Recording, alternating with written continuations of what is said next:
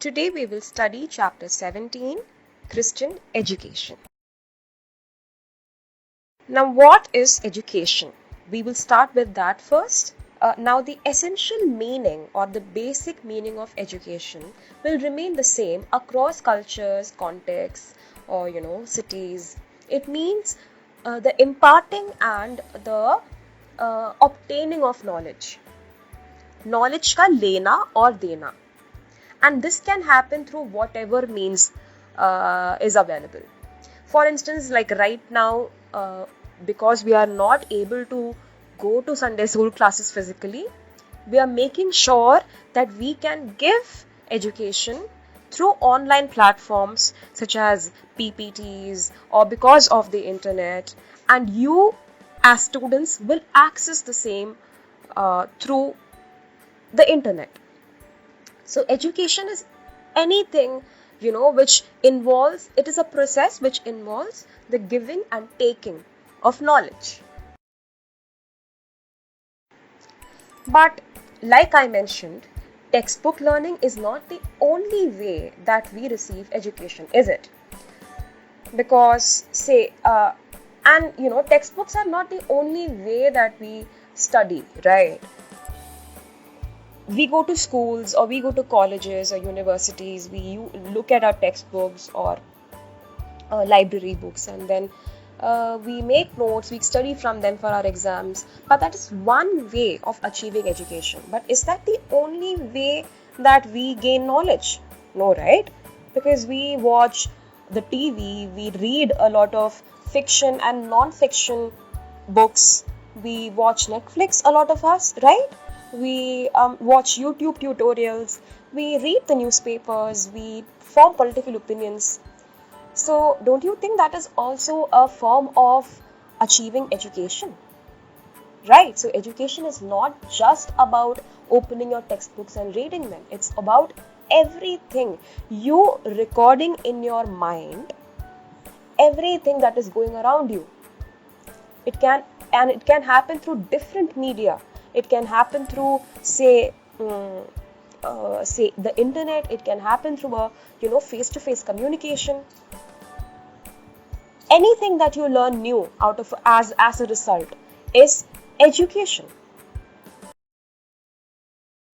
Now, how else is modern education different? Now, there is a difference between modern and, say, earlier form of education. Now, if you must have studied in your schools itself, पहले के time पे क्या होता था? There used to be gurukuls. Okay, that's one way. I mean, in the Indian history at least, there used to be gurukuls where students used to stay with their teachers. They used to clean the school campus, and during the time of classes, they would sit on the ground and their teacher would sit on a higher pedestal. So there was always this sort of elevated position that the teacher was given, which meant that the teacher was always more knowledgeable than the student. But today, if you see, especially because I am going to guess that you are all in your you're going to go to college, or some of you are already in the first year of college. It's not like you cannot argue or debate with your teacher. You can. Right now, the knowledge gaining process is a to and fro situation. It's a to and fro process. Sometimes the teacher learns from you, and sometimes you learn from the teacher. Most times you learn from the teacher, but it's not like the teacher is somebody who knows everything. So the modern education process is such that the teacher will not come and tell you everything, but the student will also learn and experience a lot of things on their own, which helps them improve their analytical research, communication skills, and even result in some quality personality development. Now, what are the facets of philosophy and psychology in education? Now, if you look at church itself, or let's just look at church. The foundational principles of the teachings that we receive in Sunday school also are philosophical in nature, because Jesus Christ's ideals and teachings that we are learning right now are basically his philosophies of life. Okay? Just like how we study Karl Marx and we, understand his ideas about communism, and we study, say, Plato or Aristotle, we understand what they think about life or what their philosophies about life are. Right. Similarly, we try to understand what Christ's philosophies about life was. Right. Now, what happens as a result of understanding or studying these ideals or teachings or philosophy? It creates a change in our psyche. Psyche means our soul. How does it change our psyche? So today, when I teach you about Christ, or today as a Sunday school teacher, when I teach you about, say, Christ's way of life, about how empathetic, about how kind he was, about how forgiving he was, it will somehow affect you in a way that you would also, if Christ's teachings and ideals appeal to you, you would also want to start living the way he was. So basically what I'm trying to get to is Christian education, just like the secular education that you get in your schools, universities, also have the foundational principles of philosophy, which as a result affects your psyche or soul.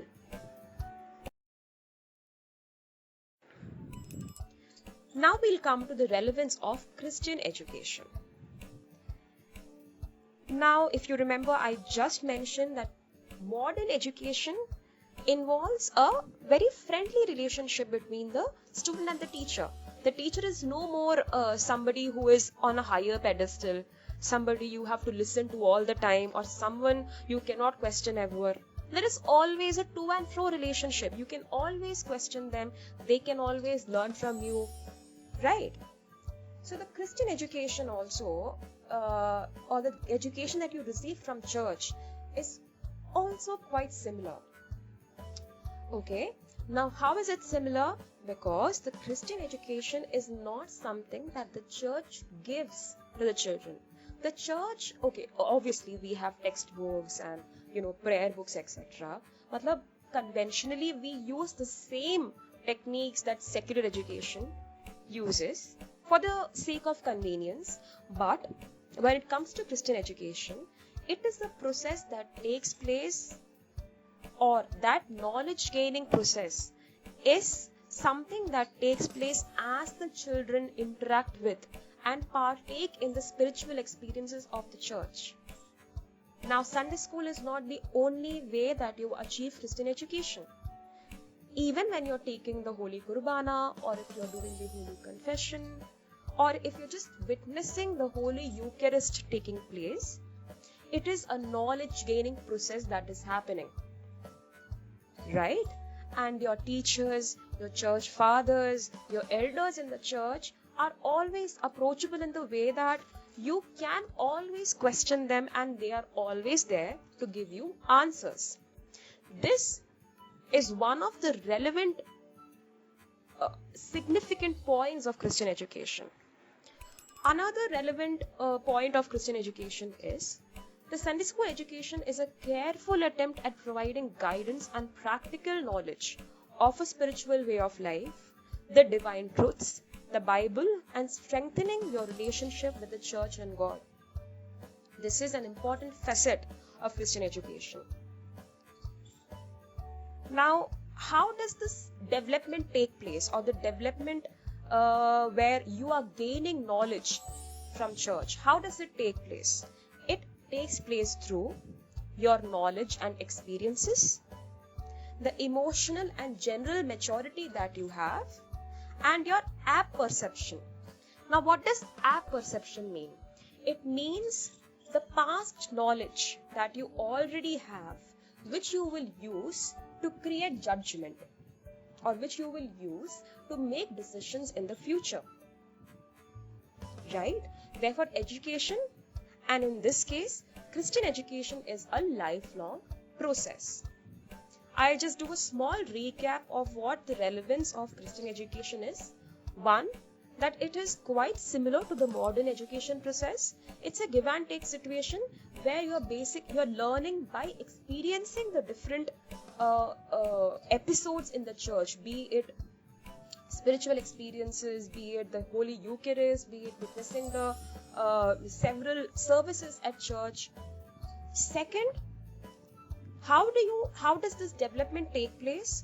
This development, your development as a Christian who has been educated on the basis of church's ideals and Christ's teachings, this development takes place through knowledge and your experiences, your knowledge and your experiences, your emotional and general maturity, and the apperception, which, like I mentioned, is your previous knowledge, which helps you make judgment and decisions.